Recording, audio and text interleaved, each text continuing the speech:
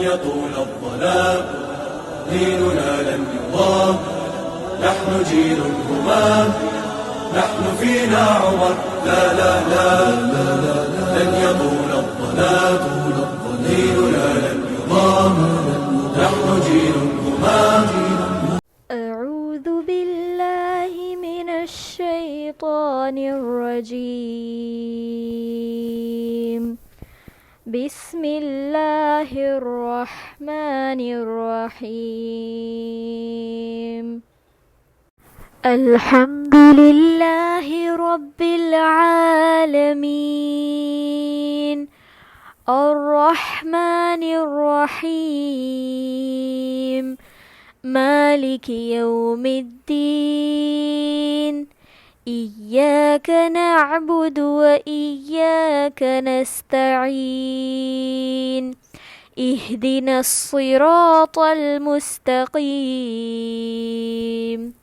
صراط الذين أنعمت عليهم غير المغضوب عليهم ولا الضالين.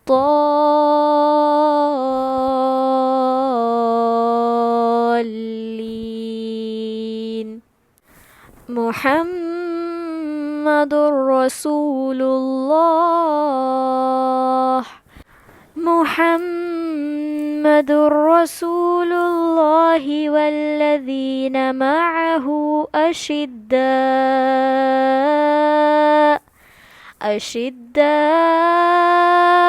على الكفار رحماء بينهم تراهم ركعا سجدا يبتغون فضلا من الله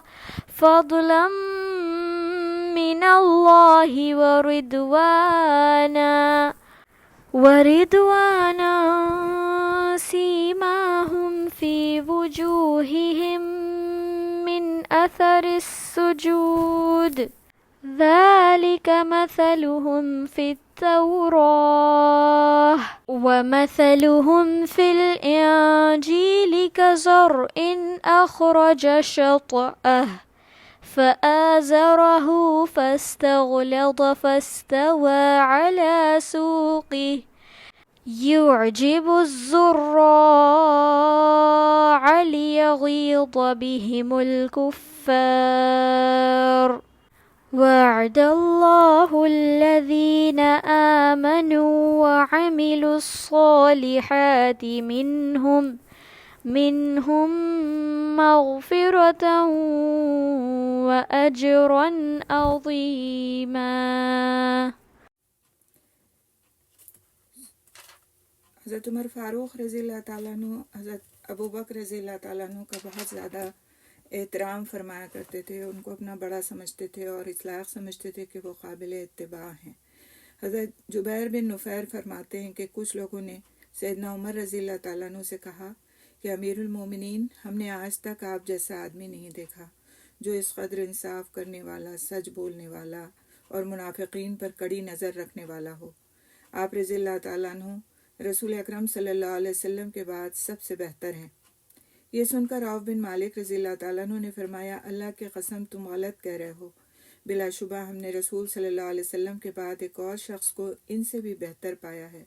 سیدنا عمر رضی اللہ تعالیٰ عنہ نے فرمایا، وہ کون ہے؟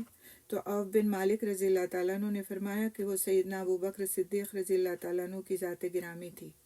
سیدنا عمر رضی اللہ تعالیٰ عنہ نے فرمایا، لوگوں، عوف نے بالکل سچ کہا جبکہ تمہاری بات غلط ہے۔ اللہ کے قسم ابو بکر رضی اللہ تعالیٰ عنہ کستوری کی خوشبو سے بھی زیادہ پاکیزہ تھے۔ سیدنا ابو بکر رضی اللہ تعالیٰ عنہ سیدنا عمر رضی اللہ تعالیٰ عنہ سے 6 سال پہلے مسلمان ہوئے تھے، اس لیے فرمایا کرتے تھے کہ جب ابو بکر صدیق رضی اللہ تعالیٰ عنہ اسلام کے ہراول دستے میں شامل تھے، یعنی سب سے اگلے دستے میں شامل تھے، اس وقت میں اپنے اونٹ سے بھی زیادہ بھٹکا ہوا تھا۔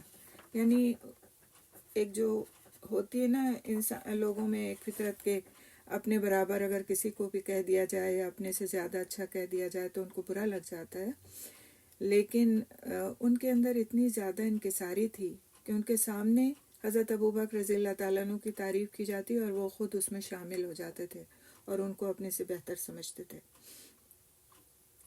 سیدنا عبداللہ بن عمر رضی اللہ تعالیٰ عنہ فرماتے ہیں کہ میں نے ایک اونٹ خریدا، میں بھی عام لوگوں کی طرح اسے بڑی چراگاہ میں چراتا رہا۔ یہ عبداللہ بن عمر کون ہے؟ حضرت عمر رضی اللہ تعالیٰ عنہ کے بیٹے۔ جب اونٹ خوب موٹا تازہ ہو گیا تو میں اسے بازار میں فروخت کرنے کے لیے لے آیا۔ یہ ایک اتفاق تھا کہ سیدنا عمر فاروق رضی اللہ تعالیٰ عنہ بھی اس روز بازار میں داخل ہوئے اور اس موٹے تازے اونٹ کو دیکھا تو پوچھا یہ اونٹ کس کا ہے؟ جواب ملا کہ یہ عبداللہ بن عمر کا ہے۔ تعجب سے کہا کہ اچھا، امیر المومنین کے بیٹے عبداللہ کا؟ پھر مجھ سے پوچھنے لگے کہ یہ اونٹ کہاں سے آیا؟ میں نے عرض کیا کہ میں نے اسے خریدا، پھر یہ عوامی چراگاہ سے مستفید ہوا، یعنی جو پبلک چراگاہ تھی اس میں اس نے چرا اور اس سے فائدہ اٹھایا۔ عام لوگوں کی طرح میرا ارادہ بھی اس سے نفع حاصل کرنے کا ہے۔ سیدنا عمر رضی اللہ تعالیٰ عنہ نے فرمایا پھر لوگوں نے تیری رعایت کرتے ہوئے کہا ہوگا کہ امیر المومنین کے بیٹے کے اونٹ کو چرنے دو، اسے پانی پلاؤ، یعنی تمہارے اونٹ کو لوگوں نے پریفرنس دی ہوگی۔ پھر بیٹے سے مخاطب ہو کر کے فرمایا عبداللہ، اسے بیچ کر جو اس کی اصل قیمت ہے اسے اپنے پاس رکھ لو اور باقی رقم مسلمانوں کے بیت المال میں جمع کروا دو۔ یعنی انہیں اتنا بھی گوارا نہیں تھا کہ اگر کسی پبلک پلیس سے ان کی اپنی اولاد کوئی فائدہ اٹھاتی ہے، جہاں ساری پبلک فائدہ اٹھا رہی ہے لیکن ان کی اپنی اولاد فائدہ اٹھاتی ہے، تو ان کا تقوی اس میں ان کو یہ بات سجاتا تھا ایک طرح سے کہ لوگوں نے پریفرنس دی ہوگی میری اولاد کو، لہٰذا میری اولاد کے لیے جائز نہیں ہے کہ اس کو کوئی کسی قسم کی پریفرنس دی جائے۔ تو یہ انتہا درجے کے ایک تقوی کی بات ہے۔ اسی طرح سیدنا عمر فاروق رضی اللہ تعالیٰ عنہ جب لوگوں کو کسی کام سے منع فرماتے تو فوراً گھر آتے اور اہل خانہ سے فرماتے کہ میں نے لوگوں کو ایک کام سے روکا ہے، بلا شبہ لوگوں کی آنکھیں تمہیں اس طرح دیکھ رہی ہیں جس طرح پرندہ گوشت کے ٹکڑے کو دیکھتا ہے۔ اگر تم نے یہ کام کیا تو لوگ بھی کریں گے، اور اگر تم رک گئے اور ڈر گئے تو وہ بھی ڈریں گے۔ اللہ کی قسم، اگر گھر کے کسی فرد کو میرے پاس اس حال میں لایا گیا کہ اس نے وہی کام کیا ہو جس سے میں نے لوگوں کو روکا ہے تو میں اسے دگنی سزا دوں گا۔ اب تم میں سے جو چاہے اس کام سے رک جائے اور جو چاہتا ہے اس پر عمل کر کے دیکھ لے۔ تو سب سے پہلے وہ اپنے گھر پر، اپنے اہل خانہ پر نظر کرتے تھے کہ وہ تو یہ کام نہیں کر رہے ہیں جس سے میں لوگوں کو منع کر رہا ہوں۔ تو یہ ان کی تربیت کا انداز تھا۔ سیدنا انس بن مالک رضی اللہ تعالیٰ عنہ فرماتے ہیں کہ میں ایک دن سیدنا عمر رضی اللہ تعالیٰ عنہ کے ساتھ تھا۔ وہ ایک باغ میں داخل ہوئے اور اندر چلے گئے۔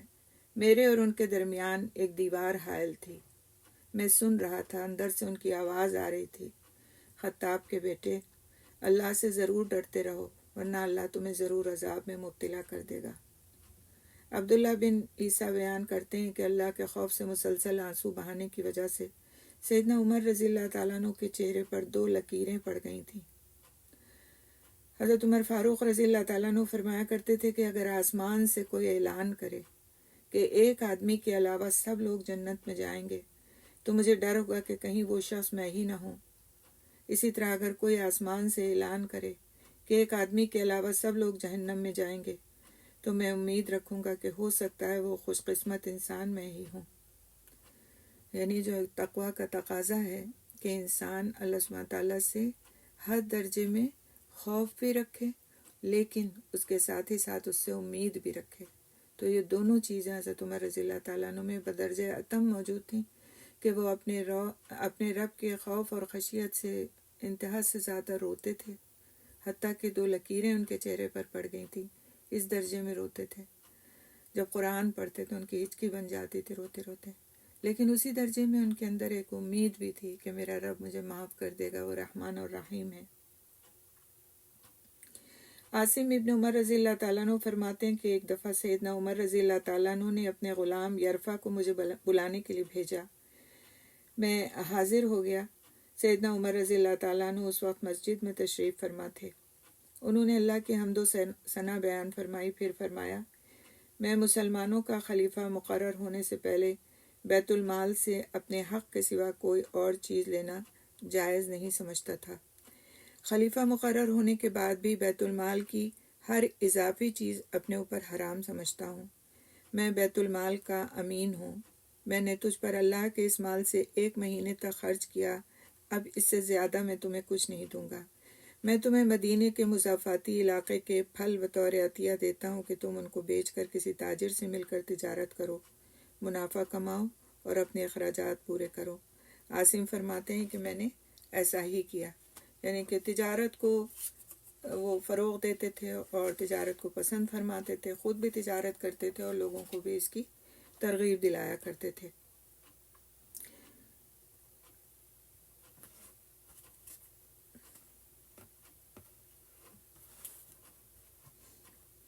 ایک دفعہ سیدنا عمر رضی اللہ تعالیٰ عنہ کے پاس عراق سے ایک ڈیلیگیشن آیا، اس میں احنف بن قیس رضی اللہ تعالیٰ عنہ بھی شامل تھے۔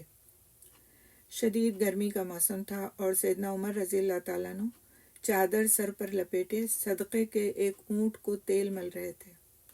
ارشاد فرمایا، احنف تم بھی کپڑے بدل کر آ جاؤ اور میری مدد کرو۔ یہ صدقے کا اونٹ ہے جس میں یتیم، مسکین اور بیوہ کا حق ہے۔ ایک آدمی نے کہا کہ امیر المومنین اللہ آپ کی مغفرت فرمائے، آپ کسی غلام کو حکم کیوں نہیں دے دیتے کہ وہ یہ کام کرے؟ انہوں نے فرمایا، مجھ سے اور احنف سے بڑا غلام اور کون ہو سکتا ہے؟ جو شخص بھی کسی رعایا کا والی بنے، بہت غور طلب بات ہے، جو شخص بھی کسی رعایا کا والی بنے، اس کی حیثیت عوام کے سامنے ایسی ہے جس طرح خیر خواہی اور امانت داری کے سلسلے میں ایک غلام کی آقا کے سامنے ہوتی ہے۔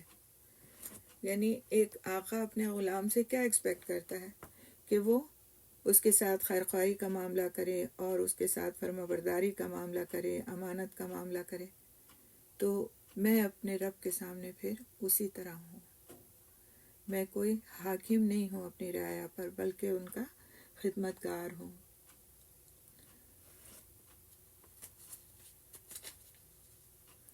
سیدنا عروہ بن زبیر رضی اللہ تعالیٰ عنہ سیدہ اسماء بنت ابی بکر کے صاحبزادے تھے۔ ایک دن کسی کام سے نکلے تو دیکھا کہ امیر المومنین سیدنا عمر فاروق رضی اللہ تعالیٰ عنہ نے اپنے کندھے پر پانی کا مشکیزہ اٹھایا ہوا تھا۔ دل میں خیال آیا کہ امیر المومنین اور پانی کا مشکیزہ اٹھائے ہوئے ہیں۔ آگے بڑھ کر عرض کیا کہ امیر المومنین، یہ کام آپ کی شخصیت کے شایع نشان نہیں ہے۔ انہوں نے عروہ کی طرف دیکھا اور فرمایا، میرے پاس باہر سے کچھ لوگ آئے، انہوں نے میرے سامنے اپنی اطاعت اور فرما برداری کا اظہار کر دیا۔ میرے دل میں کچھ فخر سا آ گیا کہ میں کتنا بڑا آدمی ہوں، لوگ میری اطاعت کرتے ہیں۔ پھر میں نے اپنا مزاج درست کرنے کے لیے کندھے پر پانی کا مشکیزہ رکھ لیا، یعنی اپنے آپ کو ایک عام آدمی ظاہر کرنے کے لیے، اپنی انا کو، اپنے غرور کو توڑنے کے لیے میں نے بھی کسی غلام کے مانند ایک بوجھ اٹھا لیا تاکہ میرے اندر کا جو یہ فخر ہے، یہ غرور ہے، یہ ٹوٹ جائے۔ تو یہ کس طرح آتی ہے یہ بات؟ جب انسان اپنا خود محاسبہ کرتا ہے تب وہ پھر اپنی خود ہی اصلاح کی بھی کوشش کر سکتا ہے۔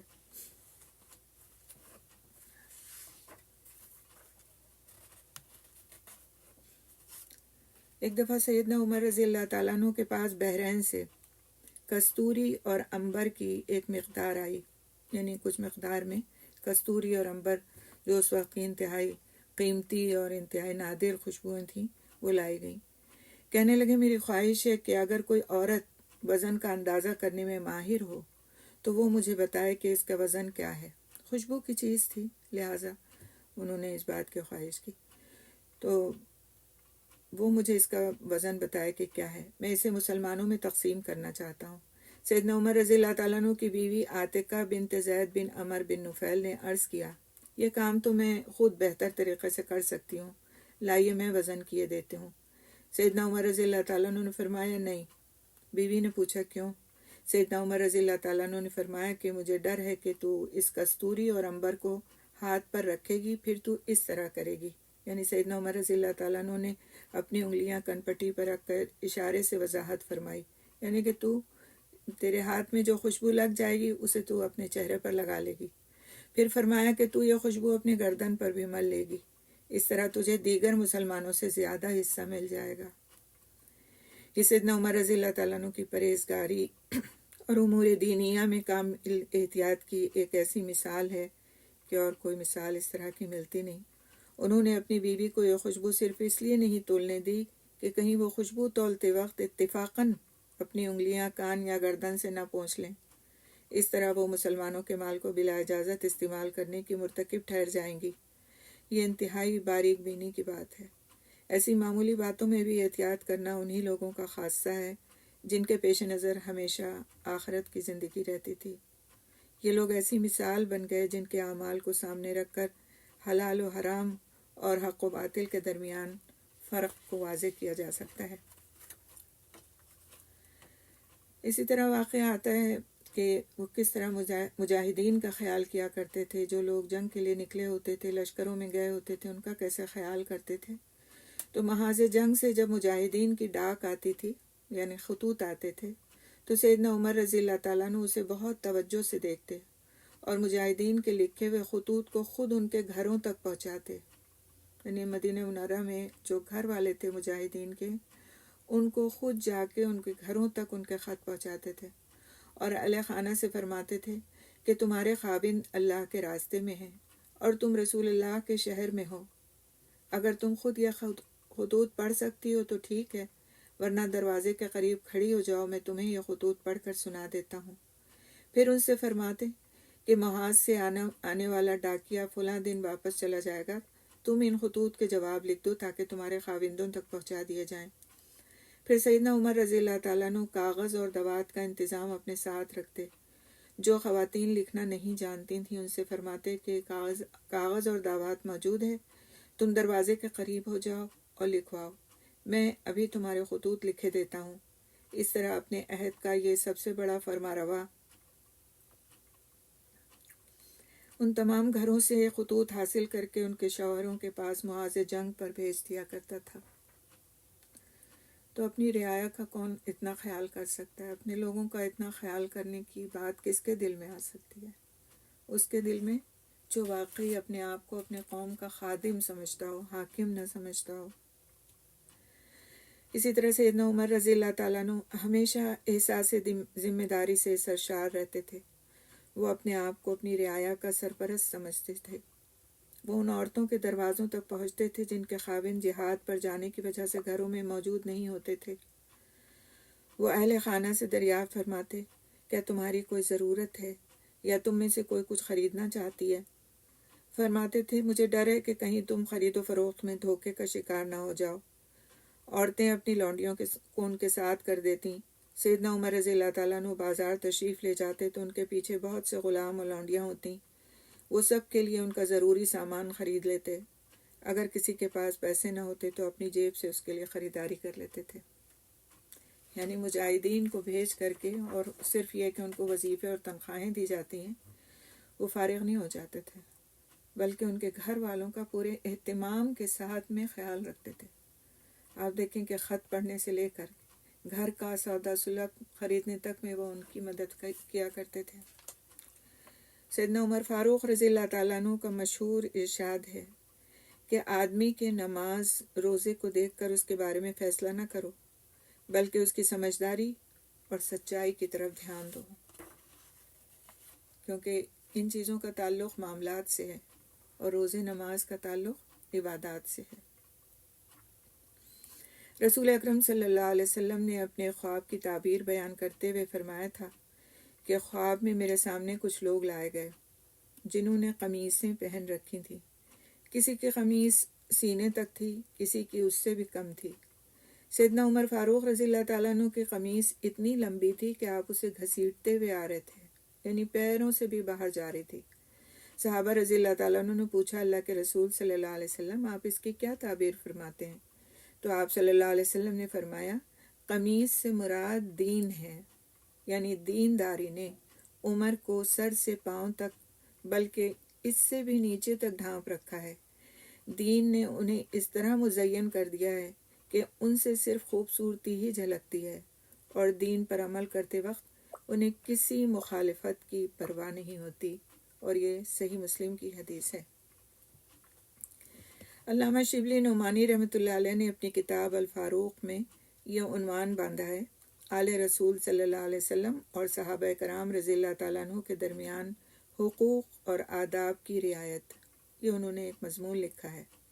اس میں وہ لکھتے ہیں کہ سیدنا عمر رضی اللہ تعالیٰ عنہ کسی بھی اہم معاملے میں اپنی رائے اس وقت تک قائم نہیں فرماتے تھے جب تک کہ علی رضی اللہ تعالیٰ عنہ سے مشورہ نہ فرما لیتے۔ وہ انہیں انتہائی خیر خواہی اور اخلاص کی بنیاد پر مشورہ دیتے تھے۔ کون؟ حضرت علی رضی اللہ تعالیٰ عنہ۔ جب سیدنا عمر رضی اللہ تعالیٰ عنہ نے بیت المقدس کی طرف سفر کیا تو تمام امور خلافت پر مدینے میں انہی کو اپنا نائب بنایا۔ اب ان تعلقات کو دیکھنے کے بعد جو لوگ حضرت علی رضی اللہ تعالیٰ عنہ کی شان میں قصیدے پڑھتے ہیں اور حضرت عمر رضی اللہ تعالیٰ عنہ کو برا بھلا کہتے ہیں، کسی طرح بھی جائز ہو سکتا ہے۔ یہ صرف لوگوں کی اپنی اختراع ہے جو شیطان نے ان کو سجھا رکھی ہے، اور اس میں کوئی حقیقت نہیں۔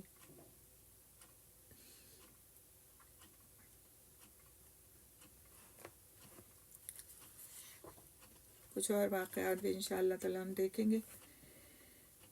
ایک دفعہ ایک شخص سیدنا عمر فاروق رضی اللہ تعالیٰ عنہ کے پاس کسی کی گواہی دینے آیا۔ آپ نے پوچھا کہ کیا یہ آدمی قابل اعتماد ہے؟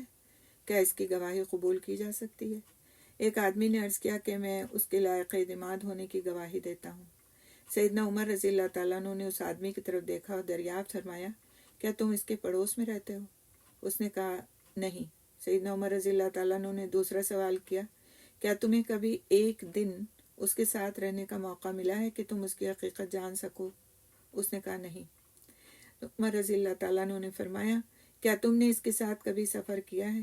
کیونکہ سفر کسی کے طرز عمل کو جانچنے کی کسوٹی ہے۔ اس نے کہا نہیں۔ تو سیدنا عمر رضی اللہ تعالیٰ عنہ نے فرمایا، شاید تم نے اسے مسجد میں نماز پڑھتے دیکھا ہے۔ اس نے کہا جی ہاں۔ سیدنا عمر رضی اللہ تعالیٰ عنہ نے فرمایا، جاؤ بھائی، تم اسے نہیں جانتے۔ یعنی کسی کو نماز پڑھتے دیکھ کر کے فیصلہ کر لینا کہ یہ شخص بہت نیک ہے، یہ شخص قابل اعتماد ہے، نہیں ہو سکتا۔ یہ کسوٹی نہیں ہے۔ کسوٹی کیا ہے کہ انسان کے معاملات کو دیکھا جائے۔ کس طرح؟ اس طرح کہ وہ یا تو پڑوس میں آپ کے رہتا ہے، یا پھر اس نے پورا ایک دن گزارا ہے آپ کے ساتھ، یا پھر وہ سفر میں ساتھ رہا ہے۔ تو یہ تینوں ایسے اوقات ہیں کہ پھر اس میں انسان کی حقیقت کھل ہی جاتی ہے۔ جب تک کہ اس طرح کا ساتھ نہ ہو، جب تک کہ کسی شخص پر اعتماد نہیں کیا جا سکتا۔ حضرت عمر رضی اللہ تعالیٰ عنہ کہ ہاں آدمی کو جانچنے کا معیار یہی تھا۔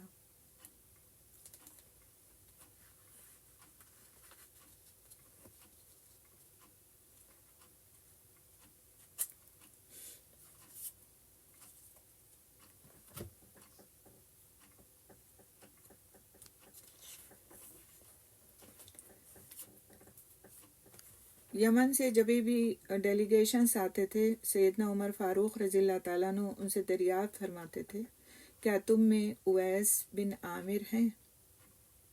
اویس قرنی رحمۃ اللہ علیہ، ان کے بارے میں دریافت فرماتے تھے۔ ان کا پورا نام کیا تھا؟ کیا تم میں اویس بن عامر ہیں؟ تو اویس بن عامر ان کا پورا نام تھا۔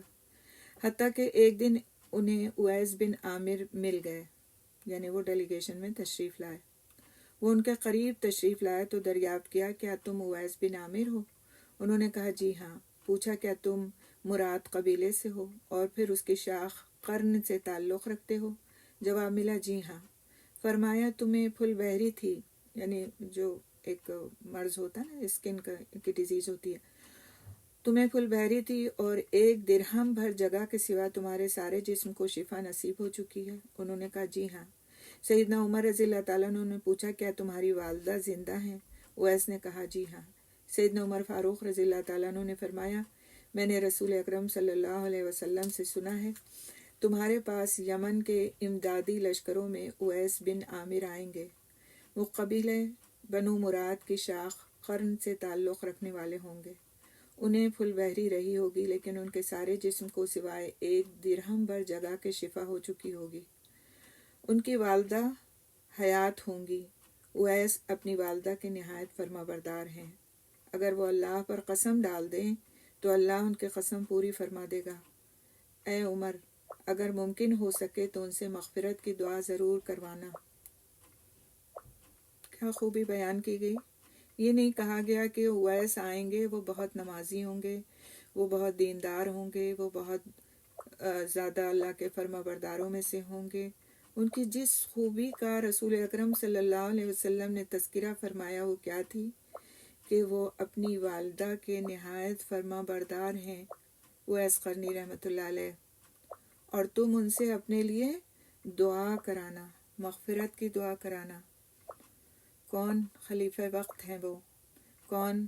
جو رسول اکرم صلی اللہ علیہ وسلم کے بعد دوسرے سب سے معزز شخص ہیں مسلمانوں میں، امیر المومنین ہیں۔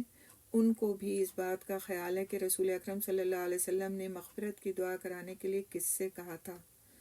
اور جیسا کہ آپ کو پتہ ہے کہ حضرت اویس قرنی رحمۃ اللہ علیہ رسول اکرم صلی اللہ علیہ وسلم کی خدمت میں کیوں نہیں حاضر ہو سکے تھے؟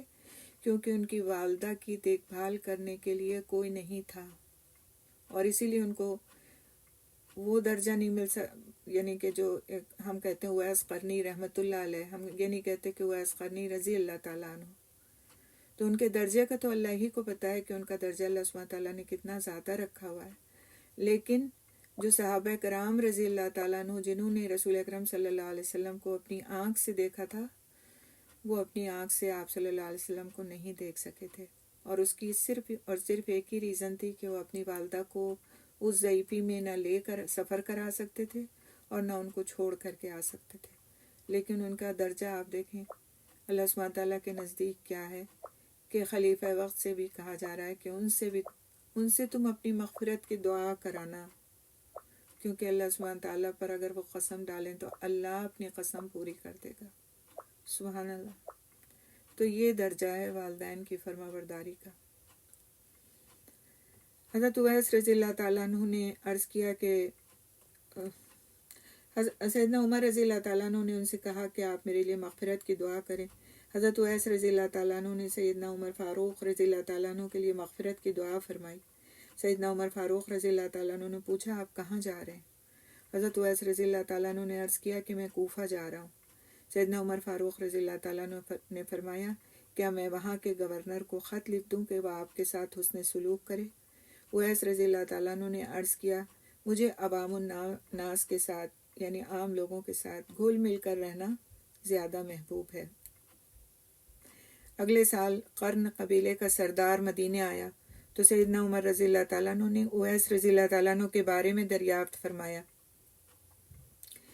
اس نے بتایا کہ اویس کی مالی حالت نہایت مخدوش ہے، دنیاوی ساز و سامان بالکل نہیں ہے۔ سیدنا عمر رضی اللہ تعالیٰ عنہ نے جو کچھ اللہ کے رسول صلی اللہ علیہ وسلم سے اویس قرنی رحمۃ اللہ علیہ کے بارے میں سنا تھا اسے بھی بتایا۔ جب وہ واپس گیا تو اویس رحمۃ اللہ علیہ کے پاس پہنچا، عرض کیا کہ میرے لیے مغفرت کی دعا کیجیے۔ انہوں نے فرمایا کہ آپ تو خود ابھی ایک مبارک سفر سے آئے ہیں، لہٰذا آپ میرے لیے دعا کیجیے۔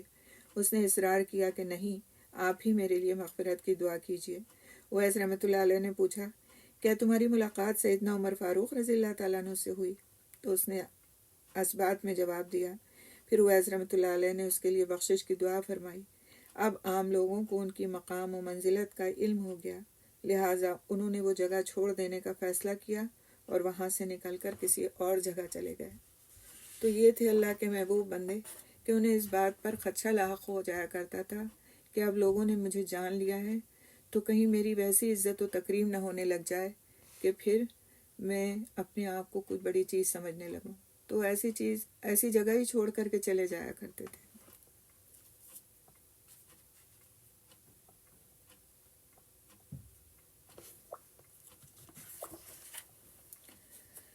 بیت المقدس جب فتح ہوا تو سیدنا عمر رضی اللہ تعالیٰ عنہ نے عیسائیوں کے ساتھ معاہدہ کیا اور انہیں امان لکھ کر کے دی، اور وہ امان کن الفاظ میں تھی اسے ہم دیکھیں گے انشاءاللہ۔ کیا لکھ کے دیا ان کو کہ ان کی جان، اولاد، مال اور تمام عبادت گاہیں محفوظ ہوں گی، ان کی عبادت گاہوں کو گرایا جائے گا، نہ ان میں رہائش اختیار کی جائے گی۔ معاہدہ لکھا جا رہا تھا کہ نماز کا وقت ہو گیا۔ حضرت عمر رضی اللہ تعالیٰ عنہ اس وقت ایک گرجا گھر القیامہ میں موجود تھے۔ انہوں نے گرجا گھر سے باہر نکل کر اس کے دروازے کے پاس بنے ہوئے چبوترے پر اکیلے نماز ادا کی اور وہاں کے بڑے پادری سے کہا اگر میں گرجا گھر میں نماز ادا کرتا تو میرے بعد مسلمان اسے چھین لیتے اور یہ جواز پیش کرتے کہ عمر نے یہاں نماز پڑھی ہے۔ پھر ایک نوشتہ تحریر کیا کہ کوئی مسلمان چبوترے پر بھی نماز نہ پڑھے، یعنی گرجا گھر کے، البتہ ضرورت کے پیش نظر انفرادی طور پر بغیر جماعت اور اذان کے اس کی اجازت ہے۔ آپ عیسائیوں کے ساتھ جس گرجا گھر کے بارے میں بھی معاہدہ کرتے کہ اسے برقرار رکھا جائے گا اور اسے گرانا یا وہاں رہائش اختیار کرنا جرم ہوگا، اس میں اسی طرح نماز ادا کرتے تھے، یعنی کہ انفرادی طور پر باہر نکل کے تو نماز ادا کر لیتے تھے، لیکن گرجا گھر کے اندر نماز ادا نہیں کرتے تھے۔ آپ کے ان عیسائیوں سے معاہدے سخاوت، فراغ دلی اور مروت کی ایسی عمدہ مثال ہیں کہ کسی بھی تہذیب سے تعلق رکھنے والا انسان وہاں تک پہنچنے کا تصور بھی نہیں کر سکتا۔ چنانچہ آپ نے ان کے امان نامے میں لکھا، یہ وہ امان ہے جو اللہ کے بندے امیر المومنین عمر نے اہل ایلیا ایک سٹی کا نام تھا، اہل ایلیا کو دی ہے۔ اس نے انہیں جان، مال، گرجا گھروں اور صلیب وغیرہ کے بارے میں امان دے دی ہے کہ ان کے گرجا گھروں کو رہائش گاہوں میں بدلا جائے، نہ توڑا جائے اور نہ ان کا کوئی حصہ استعمال میں لایا جائے۔ اسی طرح گرجا گھروں اور صلیب کی جو آمدنی ہو، یعنی نذرانے اور ان کے دیگر اموال سے بھی کوئی تعرض نہیں کیا جائے، انہیں ان کا دین چھوڑنے پر مجبور نہ کیا جائے، نہ کسی کو نقصان پہنچایا جائے۔ ایلیا میں کوئی یہودی ان کے ساتھ نہیں رہے گا، یعنی جو کرسچنز ہیں ان کے ساتھ یہود نہیں رہیں گے۔ اہل ایلیا کی ذمہ داری ہے کہ وہ جزیہ صحیح طور پر ادا کریں جیسا کہ مدائن والے ادا کرتے ہیں۔ نیز رومی اور چور یہاں سے نکل جائیں۔ جو نکل گیا اس کے مال و جان کو امان ہے، حتیٰ کہ وہ اپنی منزل پر پہنچ جائے، اور ان میں سے جو یہاں رہنا چاہے وہ بھی امن کے ساتھ رہ سکتا ہے، تاہم اسے بھی ایلیا والوں کی طرح جزیہ اور ٹیکس دینا ہوگا۔ اہل ایلیا میں سے جو اپنے مال و جان کے ساتھ رومیوں کے ہمراہ جانا چاہے اور اپنے گرجا گھر اور صلیب وغیرہ چھوڑنا چاہے، اس سے بھی تعرض نہیں کیا جائے گا، بلکہ وہ امن کے ساتھ جا سکتا ہے۔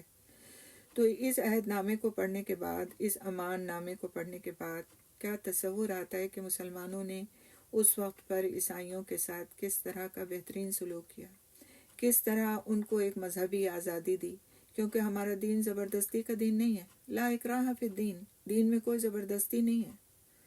تو ان پر زبردستی نہیں کی گئی کہ تم مسلمان ہو جاؤ، دعوت دی گئی ان کو مسلمان ہونے کی۔ جن کو مسلمان ہونا تھا وہ ہو گئے، جن کو مسلمان ہونا تھا وہ ان کے اخلاق دیکھ کر مسلمان ہوئے، ان کے رویے دیکھ کر مسلمان ہوئے، اور جن کو نہیں ہونا تھا وہ ٹیکس دیتے رہے، اور جزیہ ٹیکس، اور مسلمانوں کی حکومت میں امن و امان کے ساتھ رہتے رہے۔ نہ ان کے عبادت خانے توڑے گئے، نہ ان کی اپنی پرسنل عبادتوں سے روکا گیا، بلکہ ان کی حفاظت کا بندوبست کیا گیا۔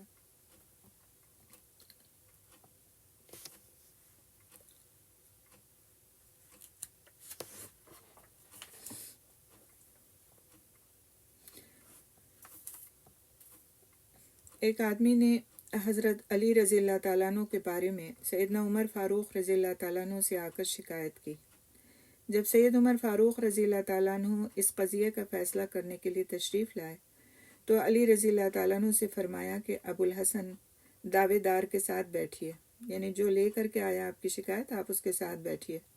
یہ بات سن کر علی رضی اللہ تعالیٰ عنہ کا چہرے کا رنگ بدل گیا۔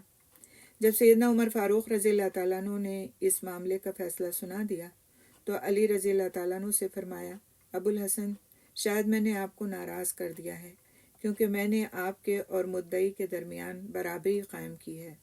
حضرت علی رضی اللہ تعالیٰ عنہ نے فرمایا، جی ہاں میں ناراض ہوا ہوں، لیکن میری ناراضی کی وجہ یہ ہے کہ آپ نے میرے اور میرے مخاصم کے مابین، یعنی جو میرے خلاف شکایت لے کر آیا تھا اس کے درمیان برابری قائم نہیں کی۔ آپ نے مجھے کنیت سے پکارا، یعنی ابو الحسن کہا، اور عزت بخشی، جبکہ میرے حریف کو آپ نے صرف نام لے کر مخاطب کیا۔ یہ سن کر سیدنا عمر فاروق رضی اللہ تعالیٰ عنہ نے حضرت علی رضی اللہ تعالیٰ عنہ کے سر کو بوسہ دیا اور فرمایا، اللہ مجھے ایسی سرزمین پر زندہ نہ رکھے جہاں علی رضی اللہ تعالیٰ عنہ نہ ہوں۔ تو آپ دونوں حضرات کی عظمت دیکھیے کہ انہوں نے برابر سے بٹھایا، یہ خیال نہیں کیا کہ ان کا کس سے تعلق ہے اور یہ کون ہے، اور ان کو اس بات پر غصہ نہیں آیا کہ ان کو عام شخص کے برابر بٹھا دیا گیا جو ان کی شکایت لے کر آیا تھا، بلکہ اس بات پر ناراضگی ہوئی کہ ان کو عزت دی کیوں، ان کو کنیت کے نام سے پکارنا عزت دینا ہوتا تھا اس وقت پہ، تو ان کو کنیت کے نام سے کیوں پکارا، ابو الحسن کیوں کہا، علی کیوں نہیں کہا۔ تو یہ اس وقت کی فکریں تھیں کہ کہیں میرے اندر فخر نہ آ جائے، غرور نہ آ جائے، اور اسی لیے حضرت عمر رضی اللہ تعالیٰ عنہ حضرت علی رضی اللہ تعالیٰ عنہ کو اتنی اہمیت دیتے تھے کہ ان کو اپنے ہر مشورے میں شریک کرتے تھے۔ اور آپ یہ قول دیکھیے کہ اللہ مجھے ایسی سرزمین پر زندہ نہ رکھے جہاں علی رضی اللہ تعالیٰ عنہ نہ ہوں۔ کیوں؟ اس لیے کہ وہ میری اصلاح کرتے رہیں گے اور میں کوئی غلطی نہیں کرنے پاؤں گا۔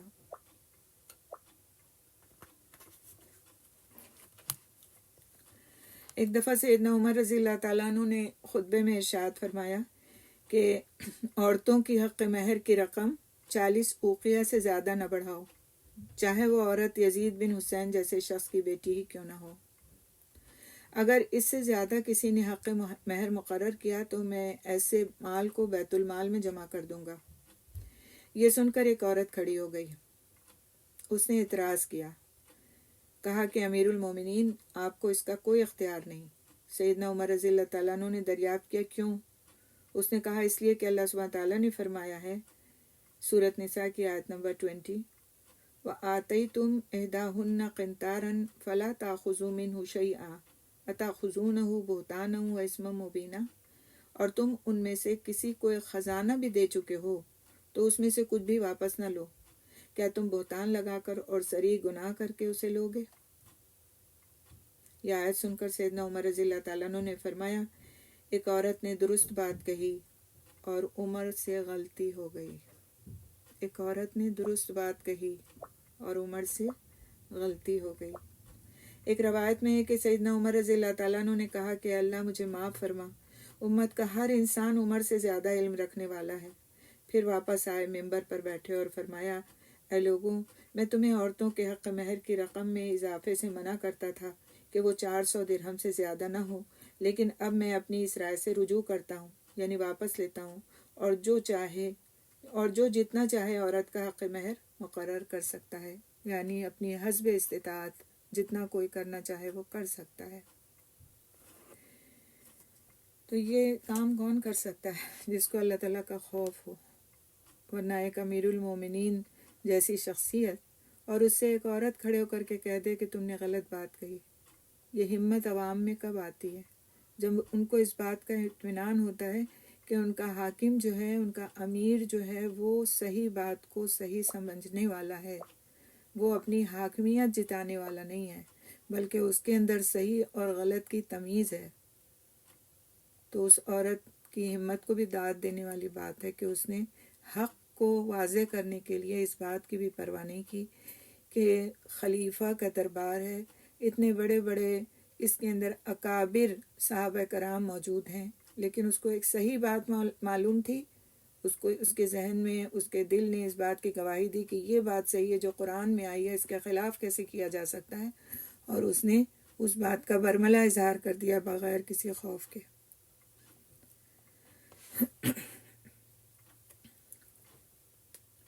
سیدنا عمر رضی اللہ تعالیٰ عنہ نے ایک دفعہ حاضرین سے فرمایا کہ آپ سب لوگ اپنی اپنی آرزو بیان کریں۔ کسی نے کہا میری خواہش ہے کہ ساری دنیا مجھے سونے سے بھری ہوئی مل جائے اور میں اسے اللہ کے راستے میں خرچ کر دوں اور لوگوں میں بطور خیرات بانٹ دوں۔ کسی نے کہا میری تمنا ہے کہ یہ ساری زمین ہیرے جواہرات سے بھر جائے اور میں اسے اللہ تعالیٰ کے راستے میں اور لوگوں پر خرچ کر دوں۔ سیدنا عمر رضی اللہ تعالیٰ عنہ نے دوبارہ فرمایا اپنی اپنی آرزو بیان کرو۔ لوگوں نے کہا اے امیر المومنین آپ ہی کچھ بتائیے، ہماری سمجھ میں تو کچھ نہیں آ رہا۔ سیدنا عمر رضی اللہ تعالیٰ عنہ نے فرمایا میری دلی خواہش یہ ہے کہ یہ دنیا ابو عبیدہ بن جراح، معاذ بن جبل، سالم مولا ابی حذیفہ اور حذیفہ بن یمان جیسے افراد سے بھر جائے، پھر میں انہیں اللہ تعالیٰ کی فرما برداری کے لیے استعمال کروں۔ یعنی زر و جواہر سے زیادہ ان کی نظر میں لوگ قیمتی تھے جو اللہ تعالیٰ کی فرما برداری کرنے والے تھے۔ تو انہوں نے ان صحابہ کرام کے نام لیے جو اس وقت کے بہترین افراد تھے کہ ان افراد سے دنیا بھر جائے اور میں پھر ان سے اللہ تعالیٰ کی فرما برداری کے لیے کام لوں، میری یہ تمنا ہے۔ سبحان اللہ، ان کے دل کے اندر زر و جواہر سے زیادہ افراد کی عظمت تھی، افراد کی جو قوت ہوتی ہے اس کو وہ اہم سمجھتے تھے، اور اسی لیے انہوں نے بہترین افراد سے بہترین کام لیے۔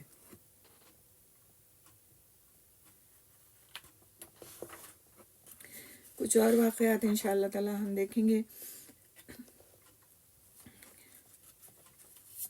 عبداللہ بن عباس رضی اللہ تعالیٰ عنہ بیان کرتے ہیں کہ سیدنا عمر فاروق رضی اللہ تعالیٰ عنہ کی عادت تھی کہ ہر نماز کے بعد کچھ دیر لوگوں کے پاس بیٹھتے تھے۔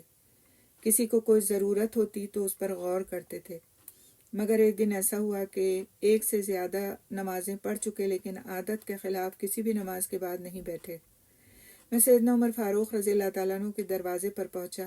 میں نے ان کے ملازم یرفا سے پوچھا، یرفا کیا امیر المومنین بیمار ہیں؟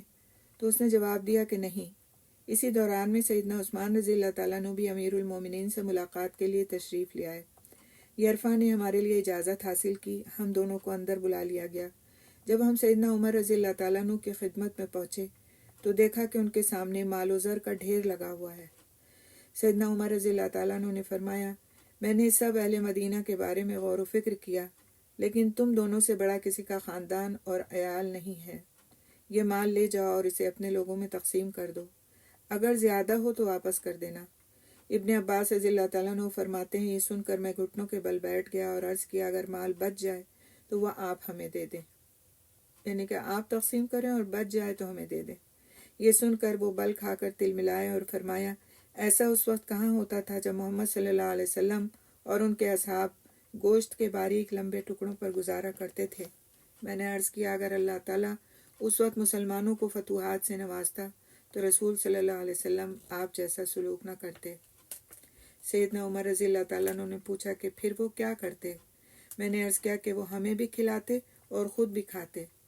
یہ سن کر سیدنا عمر رضی اللہ تعالیٰ عنہ رو پڑے، ان کی ہچکی بن گئی اور ان کی پسلیاں ہلنے لگیں۔ پھر فرمایا، میری طلب اور تڑپ تو یہ ہے کہ میں خلافت کے معاملات میں برابر سرابر ہی چھوٹ جاؤں، نہ کچھ مجھے ملے نہ کچھ مجھ پر بوجھ ہو۔ جب انہوں نے کہا کہ اگر اس وقت پہ اتنا ہوتا تو آپ صلی اللہ علیہ وسلم اس سے خود بھی فائدہ اٹھاتے اور ہمیں بھی فائدہ پہنچاتے، اور آپ کیا کر رہے ہیں کہ آپ کہتے ہیں کہ سب کا سب لے جاؤ اور سب کا سب بانٹ دو۔ تو انہوں نے کہا کہ میری فکر کیوں ہے ایسی، تاکہ کہیں اللہ سبحانہ تعالیٰ کے سامنے کسی بھی معاملے میں کہ میں نے کوئی مال اس طرح کا لیا ہے میری پوچھ نہ ہو۔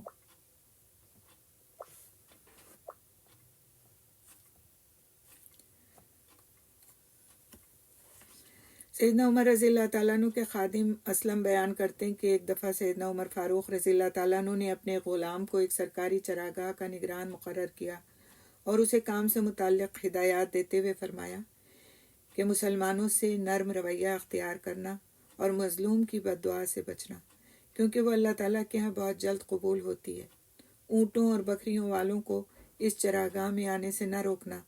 عبد الرحمن بن عوف اور عثمان بن عفان کے جانوروں کو بھی اس سرکاری چراگاہ میں چرنے دینا، کیونکہ اگر ان دونوں کے جانور ہلاک ہو گئے تو یہ لوگ کھیتی باڑی اور کھجور کے باغات کی طرف رجوع کریں گے اور لڑائی کے لیے نہیں نکل سکیں گے، جبکہ ہمیں جہادی مارکوں میں ان جیسے بہادر لوگوں کی سخت ضرورت رہتی ہے۔ اونٹوں اور بکریوں کے ریوڑ بھوک کے باعث ہلاک ہو گئے تو ان کے مالکان اپنے بچوں سمیت میرے پاس آ جائیں گے اور کہیں گے، امیر المومنین ہماری ضرورتیں پوری فرمائیے۔ ایسی صورت میں کیا میں انہیں خالی ہاتھ واپس بھیج سکتا ہوں؟ آج ان چراگاہوں کے لیے پانی اور گھاس کی فراہمی حکومت کے لیے آسان ہے، لیکن جب ان کے جانور نہ رہیں گے اور یہ محتاج ہو جائیں گے تو پھر انہیں بیت المال سے سونا اور چاندی مدد کے طور پر دینا پڑے گا۔ اگر کسی کو کم ملی تو یہ لوگ خیال کریں گے کہ میں ان پر ظلم کر رہا ہوں۔ قسم ہے اس ذات کی جس کے ہاتھ میں میری جان ہے، میں ان چراگاہوں پر خرچ کر کے لوگوں کو جہاد کے لیے تیار کرتا ہوں۔ اگر ایسا نہ ہوتا تو میں ان کے شہروں کی قیمتی زمین کو کبھی چراگاہ کے طور پر استعمال نہ کرتا۔ تو بظاہر یہ ایک سمپل سا واقعہ ہے، لیکن اس میں دور اندیشی ان کی جھلکتی ہے کہ وہ ایسی میڈوز، ایسی چراگاہیں بنواتے تھے کہ جس میں جانوروں کو چرایا جا سکے، اور اس سے ان کا مقصد کیا ہوتا تھا کہ لوگ اپنے جانوروں کی طرف سے، اپنی کھیتی باڑی کی طرف سے بے فکر ہو جائیں، ان کے پاس اتنا مال ہو کہ وہ اطمینان سے جہاد کے لیے نکل سکیں۔ تو اصل میں وہ جہاد کے لیے مجاہدین تیار کر رہے ہوتے تھے اس طرح کی چراگاہوں کے ذریعے سے۔ تو یہ ان کی دور اندیشی کی ایک مثال ہے۔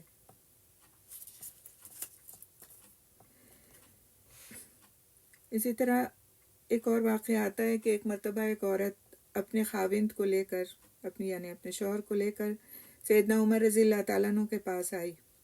اس کے بال بکھرے ہوئے تھے. وہ اس سے خلا کا مطالبہ کر رہی تھی. سیدنا عمر رضی اللہ تعالیٰ عنہ نے حکم دیا کہ اس کے شوہر کو نہلایا جائے، اس کے ناخن ترشوائے جائیں اور بال کاٹے جائیں. اس نئی حیت میں شوہر کو جب بیوی نے دیکھا تو وہ اپنے مطالبے سے دستبردار ہو گئی.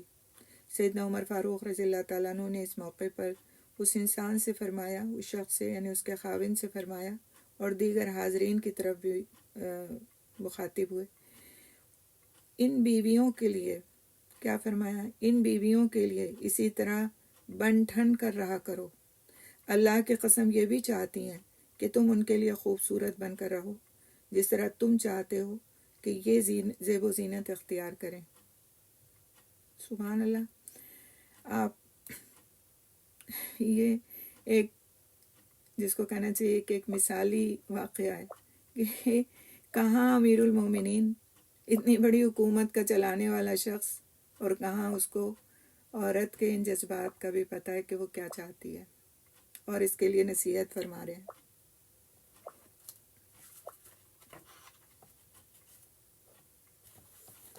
سیدنا عمر فاروق رضی اللہ تعالیٰ عنہ بچوں سے بھی بڑی محبت کرتے تھے. عام طور پر سمجھا جاتا ہے کہ بڑے لوگ بچوں کے ساتھ محبت پیار نہیں کرتے، مگر جب ہم ان کی سیرت کو پڑھتے ہیں تو معلوم ہوتا ہے کہ وہ بچوں کے حقوق کا بھی خیال رکھنے والے تھے. اس سلسلے میں سیرت نگار سنان بن سلمہ ایک واقعہ بیان کرتے ہیں کہ سنان اپنے بچپن کے زمانے میں ایک کھجور کے درخت کے نیچے سے کچی کھجوریں چن رہے تھے. کئی اور بچے بھی ان کے ساتھ تھے. اچانک سیدنا عمر رضی اللہ تعالیٰ عنہ ادھر آ نکلے. آپ کو دیکھ کر سب بچے بھاگ نکلے، البتہ سنان اپنی جگہ کھڑے رہے. جب آپ ان کے قریب ہوئے تو سنان جلدی سے کہنے لگے کہ امیر المومنین، یہ سب کھجوریں خود بخود گری ہیں، یعنی ہم نے توڑی نہیں ہیں، خود بخود گری تھی جو ہم چن رہے تھے. سیدنا عمر رضی اللہ تعالیٰ عنہ نے فرمایا، مجھے دکھاؤ، ابھی معلوم ہو جائے گا.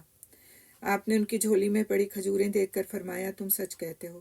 البتہ اس بچے یعنی سنان نے اسی پر بس نہیں کی، بلکہ آپ سے اپنے گھر تک بحفاظت پہنچانے کے سلسلے میں تمنا ظاہر کی. عرض کیا کہ امیر المومنین، یہ بھاگنے والے بچے اب آپ کو کہیں نظر نہیں آ رہے ہیں، لیکن اللہ کی قسم اگر آپ چلے جائیں تو وہ مجھ پر حملہ کر کے سب کھجوریں چھین لیں گے. سیدنا عمر رضی اللہ تعالیٰ عنہ اس بچے کے ساتھ گئے اور گھر تک اس کو پہنچا کر کے آئے. ایک دفعہ سیدنا عمر فاروق رضی اللہ تعالیٰ عنہ نے ایک شامی باشندے کو جو بڑا طاقتور اور جنگجو رہ چکا تھا غائب پایا تو اس کے بارے میں دریافت فرمایا کہ وہ شامی کہاں ہے. لوگوں نے عرض کیا کہ امیر المومنین، وہ تو پکا شرابی بن چکا ہے. سیدنا عمر فاروق رضی اللہ تعالیٰ عنہ نے اپنے کاتب کو بلایا اور یہ لکھنے کا حکم دیا. اب وہ ان کا جو خط تھا اس شرابی کے نام، اس کا کوٹیشن ہے، عمر بن خطاب کی طرف سے فلاں شخص کی طرف، السلام علیکم ورحمۃ اللہ وبرکاتہ. تمام تعریفیں اللہ کے لیے ہیں جس کے سوا کوئی معبود نہیں. بسم اللہ الرحمن الرحیم، حامیم. اس کتاب کا نزول اللہ کی طرف سے ہے جو نہایت غالب، خوب جاننے والا ہے، گناہ بخشنے والا اور توبہ قبول کرنے والا ہے، سخت سزا دینے والا، بڑے فضل والا ہے. اس کے سوا کوئی سچا معبود نہیں، اسی کی طرف لوٹ کر جانا ہے. تو سیدنا عمر رضی اللہ تعالیٰ عنہ نے اس خط کو مکمل کرایا اور اپنے جو ایلچی تھا، خط لے جانے والا تھا، اس سے فرمایا یہ خط اسے اس وقت دینا جب وہ ہوش میں ہو. پھر سیدنا عمر فاروق رضی اللہ تعالیٰ عنہ نے تمام حاضرین سے فرمایا کہ اس کے لیے دعا کرو. جب اس شخص کے پاس حضرت عمر رضی اللہ تعالیٰ عنہ کا خط پہنچا تو وہ اسے پڑھنے لگا اور کہنے لگا، مجھ سے میرے رب نے وعدہ فرمایا کہ وہ مجھے معاف فرمائے گا اور مجھے اپنی سزا سے ڈرایا ہے. وہ مسلسل یہی الفاظ دہراتا رہا، پھر رونے لگا. اس نے شراب نوشی سے توبہ کر لی اور اس کی توبہ خوب رہی. سیدنا عمر رضی اللہ تعالیٰ عنہ کو اس معاملے کی خبر پہنچی تو فرمایا، اگر تم کسی کو دیکھو کہ وہ سیدھے راستے سے بھٹک گیا ہے تو اس کے لیے اسی طرح دعا کرو اور اسے راہ راست پر لانے کی کوشش کرو. اس کے خلاف شیطان کے مددگار مت بنو. یعنی کہ بھٹک جانا ایک ایسی چیز ہے کہ انسان کے ساتھ ہو سکتی ہے، پیش آ سکتی ہے، لیکن اس کے لیے دوسروں کا طرز عمل کیا ہونا چاہیے؟ اس کو سمجھائیں، بجھائیں، اس کو مناسب وقت پر نصیحتیں کریں اور ساتھ کیا کریں؟ دعا کریں اس کے لیے، دعا کو نہیں چھوڑنے دیں۔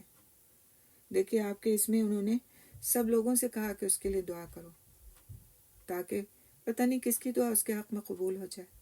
اور اللہ سبحانہ تعالیٰ نے اس کے حق میں دعاؤں کو قبول کیا اور اس کو توفیق دے دی کہ وہ اپنے گناہ کو چھوڑ کر کے پھر سے اچھائی اور نیکی کی طرف لوٹ آیا۔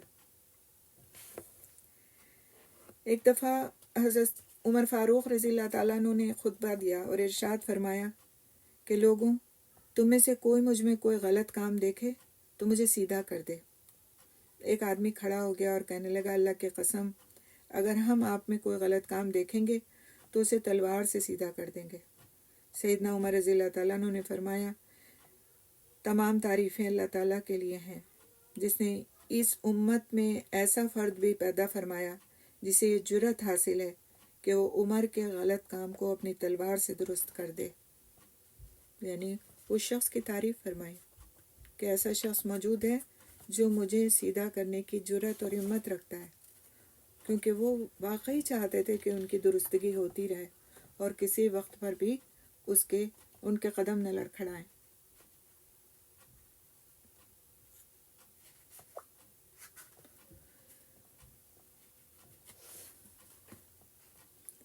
سیدنا عمر فاروق رضی اللہ تعالیٰ عنہ وہ پہلے شخص ہیں جنہوں نے رات کے وقت گشت کا اہتمام کیا، یعنی نائٹ پیٹرولنگ۔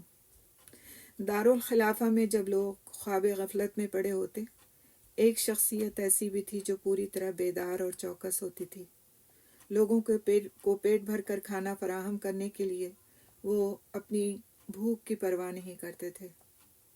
لوگوں کے راحت و آرام کے لیے انہوں نے اپنا آرام چھوڑ دیا تھا۔ جب آسمان کی نیلگوں چھت ستاروں سے بھر جاتی، لوگ آرام کرنے لگتے، سیدنا عمر رضی اللہ تعالیٰ عنہ اپنا درہ پکڑ کر باہر نکل جاتے کہ ہو سکتا ہے کوئی کمزور مل جائے جس کی وہ مدد کر سکیں، کوئی ضرورت مند مل جائے جس کی وہ ضرورت پوری کر سکیں، کوئی مجرم مل جائے جسے وہ ادب سکھا سکیں۔ تو ان کی جو یہ نائٹ پیٹرولنگ تھی، اس میں کچھ ایسے واقعات آتے ہیں کہ واقعی بڑے ہی سبق آموز ہیں۔ انشاءاللہ تعالیٰ ان واقعات کو ہم دیکھیں گے، ان میں سے کچھ واقعات کو۔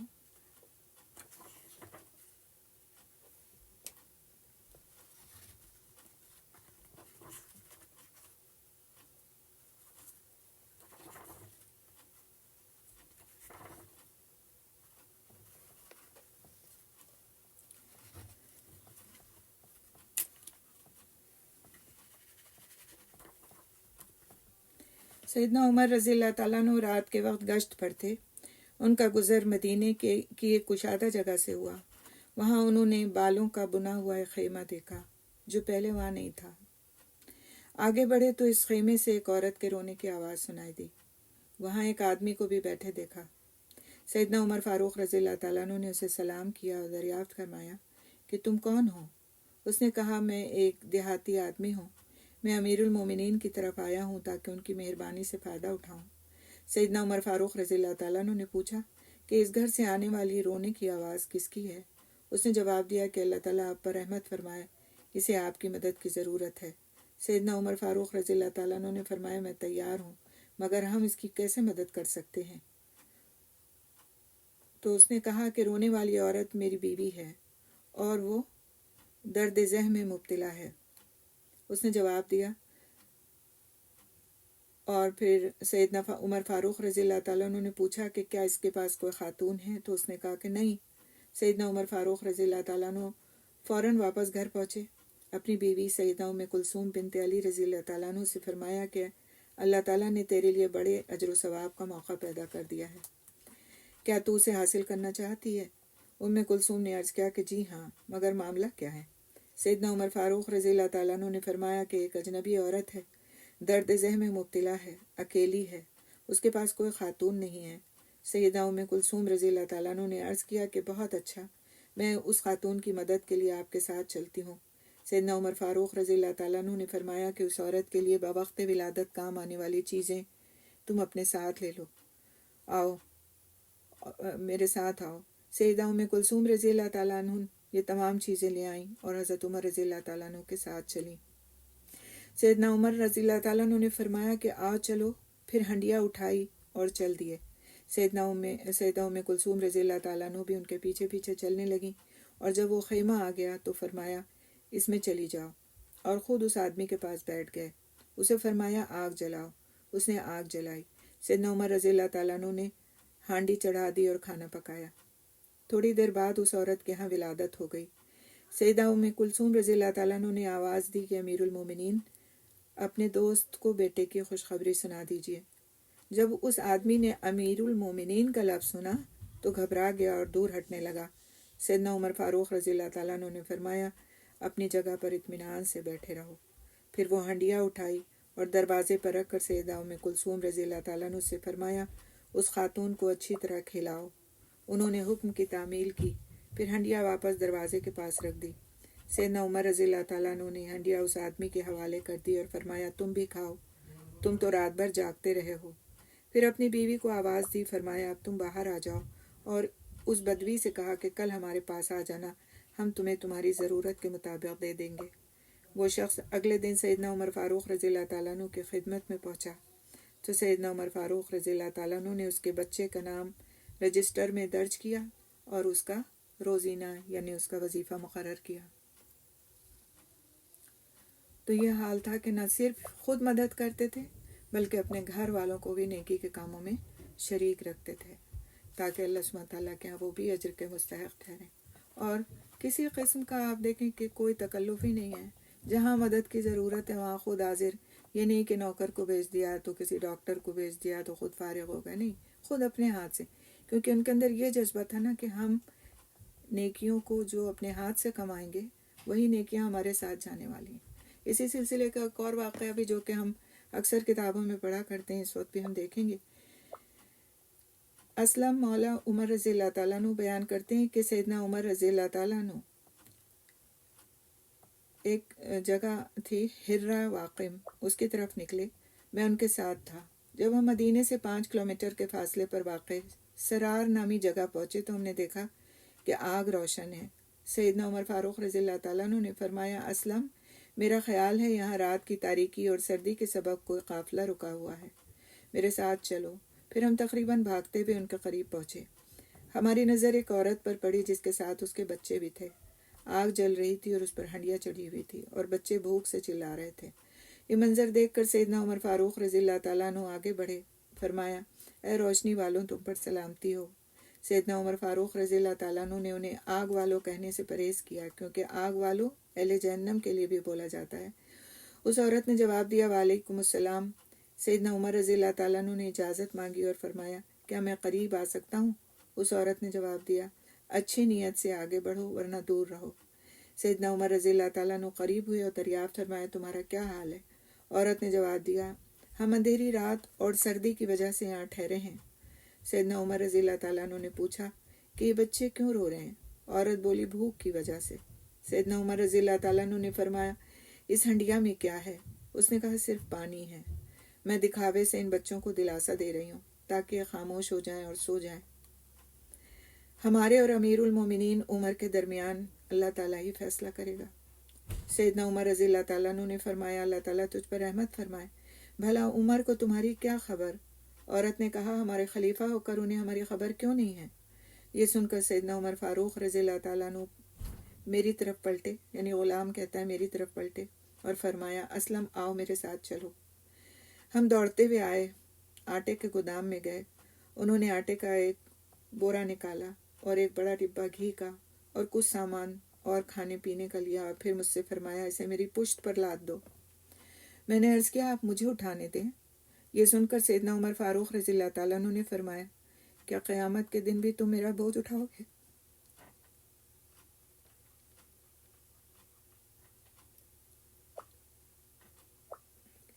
کیا قیامت کے دن بھی تم میرا بوجھ اٹھاؤ گے؟ میں نے دونوں چیزیں ان کی کمر پر لاد دی۔ پھر ہم دونوں تیز تیز قدموں سے چلتے ہوئے دوبارہ وہاں پہنچے۔ آٹا اور گھی دونوں چیزیں اس عورت کے سامنے رکھ دیں۔ پھر کچھ آٹا نکالا اور فرمایا اے خاتون تو آٹا صاف کر، میں تیرے لیے گھی اور آٹے کے ہمیزے سے حریرہ بناتا ہوں۔ پھر سیدنا عمر فاروق رضی اللہ تعالیٰ عنہ ہنڈیا کے نیچے پھونکے مارنے لگے۔ میں نے دیکھا کہ دھوئیں کے مرغولے سیدنا عمر رضی اللہ تعالیٰ عنہ کی سیدنا عمر رضی اللہ تعالیٰ عنہ کی داڑھی سے باہر آ رہے تھے. انہوں نے ان کے لیے سب کچھ پکایا، پھر ہنڈیا چولہے سے اتار لی اور خاتون سے فرمایا تمہارے پاس کوئی برتن ہے تو لاؤ. وہ برتن لائی. سیدنا عمر رضی اللہ تعالیٰ عنہ نے کھانا برتن میں ڈالا اور فرمایا میں یہ کھانا ٹھنڈا کرنے کے لیے پھیلاتا ہوں، تم بچوں کو کھلانا شروع کر دو. سیدنا عمر رضی اللہ تعالیٰ عنہ مسلسل کھانا پھیلاتے اور ٹھنڈا کرتے رہے اور بچے کھاتے رہے حتیٰ کہ وہ خوب سیر ہو گئے. حضرت عمر رضی اللہ تعالیٰ عنہ نے باقی کھانا خاتون کے پاس وہیں چھوڑ دیا اور پھر وہ اور میں وہاں سے واپس آ گئے. واپس آتے وقت اس خاتون نے کہا اللہ کے بندے، اللہ تعالیٰ آپ کو جزائے خیر دے، موجود امیر المومنین کی جگہ آپ خلیفہ ہوتے تو بڑا اچھا ہوتا. امیر المومنین سیدنا عمر رضی اللہ تعالیٰ عنہ نے فرمایا اے اللہ کی بندی، زبان سے اچھی بات نکال، جب تو امیر المومنین کے پاس جائے گی تو انشاءاللہ مجھے بھی وہیں پائے گی. پھر سیدنا عمر رضی اللہ تعالیٰ عنہ کچھ دور ہٹے، دوبارہ ان کی طرف پلٹے اور اوٹ میں بیٹھ گئے. میں نے عرض کیا کیا اب آپ کی اور کوئی مصروفیت نہیں؟ انہوں نے مجھے کوئی جواب نہیں دیا. میں نے دیکھا کہ بچے آپس میں کھیل کود رہے ہیں اور کشتی میں مصروف ہو گئے ہیں.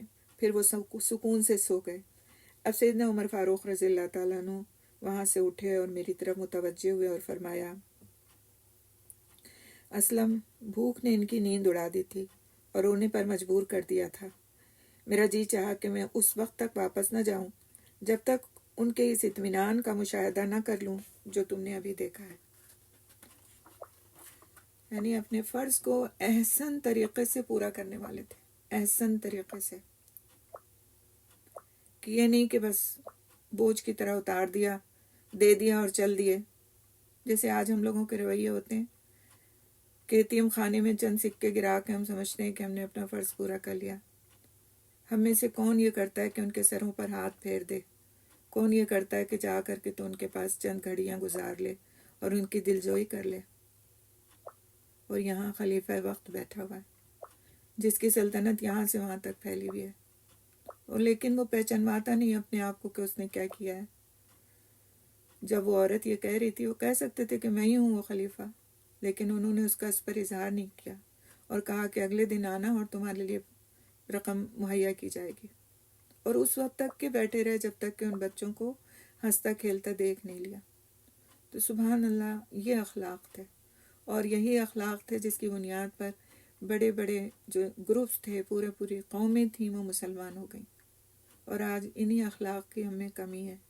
اللہ تعالیٰ ہم سب کو توفیق عطا فرمائے کہ ہم بھی اسی طرح کے اخلاق والے بنیں، ایسے اپنے اسلاف کی اتباع کرنے والے بنیں اور ان کو اپنا رول ماڈل بنائیں. انشاءاللہ کچھ اور واقعات اس سلسلے کے ہم اپنی اگلی کلاس میں پڑھیں گے. جب تک کے لیے پھر اجازت انشاءاللہ. سبحان اللہ بحمدہ، سبحانک اللہم بحمدک، نشہد ان لا الہ الا انت، نستغفرک ونتوب الیک. السلام علیکم ورحمۃ اللہ وبرکاتہ.